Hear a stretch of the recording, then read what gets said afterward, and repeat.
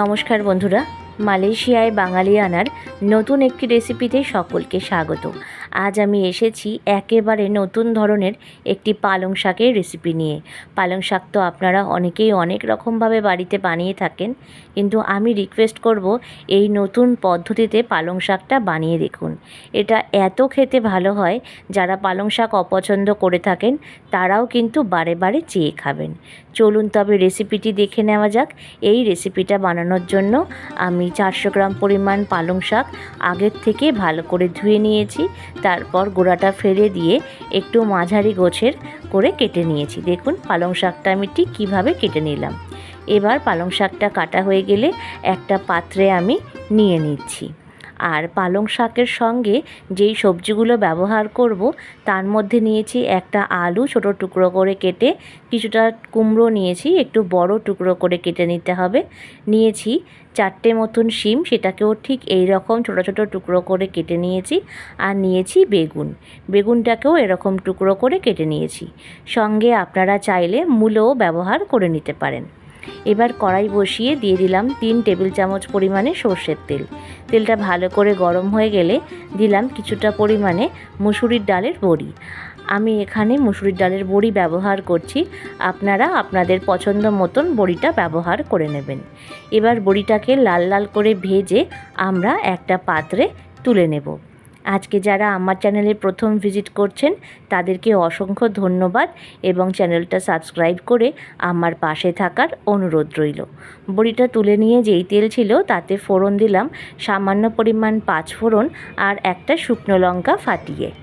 লঙ্কাটা বেশ ভালোভাবে গরম হয়ে গেলে তারপরে এর মধ্যে দিয়ে দেব কিছুটা পরিমাণ কুচনো পেঁয়াজ। এখানে একটা বড় সাইজের পেঁয়াজকে একটু বড় টুকরো করে আমি কুচিয়ে নিয়েছি। এবার পেঁয়াজটাকে হালকা নাড়াচাড়া করে আমাদের ভেজে নিতে হবে। দিচ্ছি 1/2 চামচ পরিমাণে লবণ। এখানে লবণটা আমি একেবারেই ব্যবহার করলাম। লবণটা দিয়ে নিয়ে পেঁয়াজটাকে আরও একবার নাড়াচাড়া করে নেব। সামান্য পরিমাণ পেঁয়াজের কালারটা যখন ঠিক এই রকমভাবে চেঞ্জ হতে শুরু করবে তখন এর মধ্যে সবার প্রথম দিয়ে দেব কেটে রাখা শিমগুলো দেওয়া হয়ে গেলে এর সাথে দিয়ে দিচ্ছি আমি আলুটাও। আলু এবং শিম এবার পেঁয়াজের সাথে বেশ ভালোভাবে নাড়াচাড়া করে নিতে হবে এবং তার সাথে আমি দিলাম 2টো চেরা কাঁচা লঙ্কা। এবার দিচ্ছি সামান্য পরিমাণ হলুদ।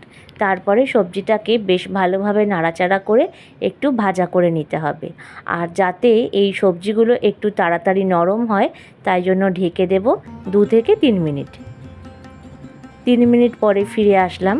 আরও একবার বেশ ভালোভাবে নাড়াচাড়া করে নেব। এইভাবে ঢেকে সবজিগুলো ভাজা করে নিলে যেমন তেলের পরিমাণটা কম লাগে তেমন কিন্তু সবজিগুলো তাড়াতাড়ি সেদ্ধ হয়ে যায়। এবারে দিচ্ছি কেটে রাখা কুমড়োটা দিয়ে নিয়ে একবার নাড়াচাড়া করে আবারও ঢেকে দেব 2 থেকে 3 মিনিটের জন্য।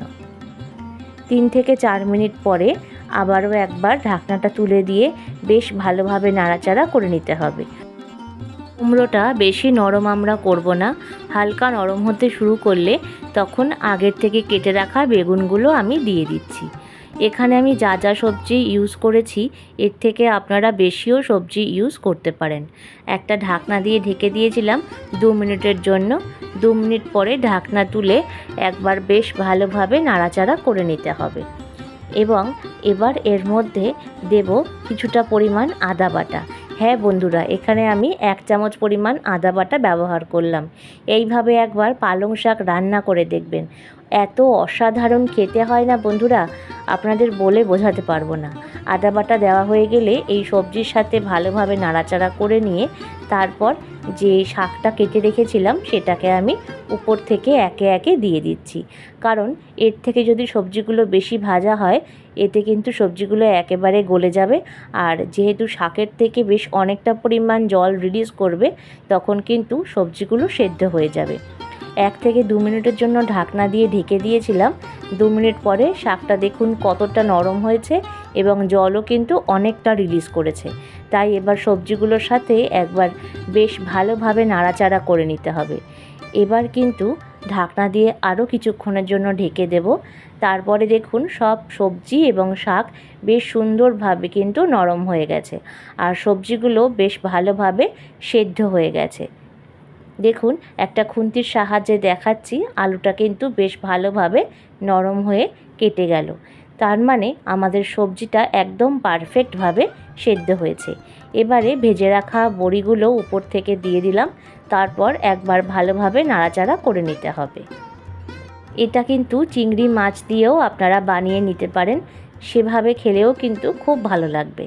এবার একবার নাড়াচাড়া করে নিয়ে দিচ্ছি সামান্য পরিমাণ চিনি, আর দিচ্ছি হাফ চামচ পরিমাণে ঘি, যা এই রান্নার স্বাদকে দুর্দান্ত এনে দেয়।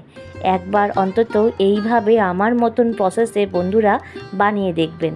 আর সামান্য চিনি দিলাম, চাইলে আপনারা স্কিপও করতে পারেন, কারণ শাক একটু মিষ্টি স্বাদের হলেই খেতে বেশি ভালো লাগে। আশা করছি আজকের রেসিপিটা সকলের ভালো লেগেছে। যদি ভালো লেগে থাকে লাইক, শেয়ার এবং কমেন্টস করবেন। আর নতুন বন্ধুরা চ্যানেলটিকে সাবস্ক্রাইব করে আমার পাশে থাকার অনুরোধ রইল। প্রত্যেকে ভালো থাকবেন, সুস্থ থাকবেন, অনেক আনন্দে থাকবেন। রেসিপিটা এতক্ষণ দেখার জন্য অসংখ্য ধন্যবাদ।